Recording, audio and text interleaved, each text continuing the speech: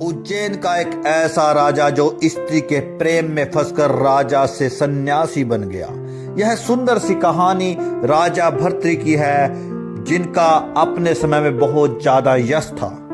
उनकी शादी हो जाती है। शादी भी उस स्त्री से होती है जो आसपास के राज्यों में सबसे सुंदर हो। उनके साथ उनका विवाह हो जाता है। विवाह के पश्चात उनमें बदलाव आ जाता है।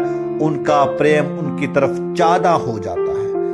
अब जो राजा भर्तृ होते हैं, महल से ज्यादा रानी के कक्ष में ज्यादा समय बिताने लगते हैं। यह बात उनके छोटे भाई विक्रम को अच्छी नहीं लगती है। वह अपने भाई को बोलता है कि भाई साहब, आप यहाँ के राजा हो, आपका अधिकार जितना पत्नी पर है उतना अधिकार आपके साम्राज्य पर भी है। लेकिन विनाश काले विपरीत बुद्धि, भर्तृ के मन में कोई विचार नहीं आता था। वह प्रेम में ज्यादा फंस चुका था।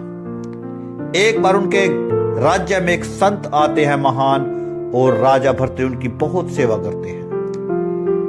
संत खुश होकर कहते हैं कि राजन, ये अमर फल है, इसको जो भी खाएगा वह दीर्घायु और अमर हो जाएगा।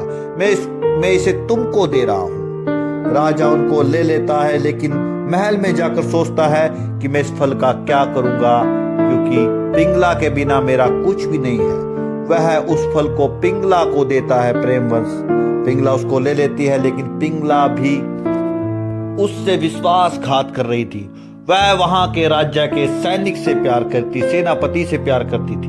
वह उस फल को सेनापति को दे देती है, और सेनापति जो होता है वह वहां की नृत्यिका से प्यार करता है। वह उस फल को नृत्यिका को देता है।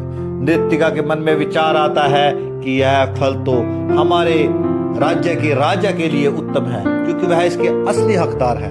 वह उस फल को राजा के पास पहुंचा देती है।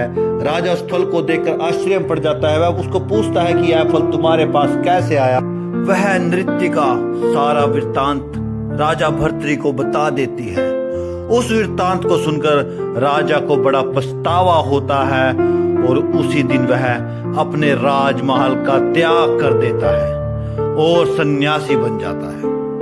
उसके जाने के पश्चात उसका छोटा भाई महाराज विक्रमादित्य उस नगरी का राजा बनता है, और उनका नाम आज तक सुनहरे अक्षरों में लिखा जाता है, सत्यवादी राजा विक्रमादित्य।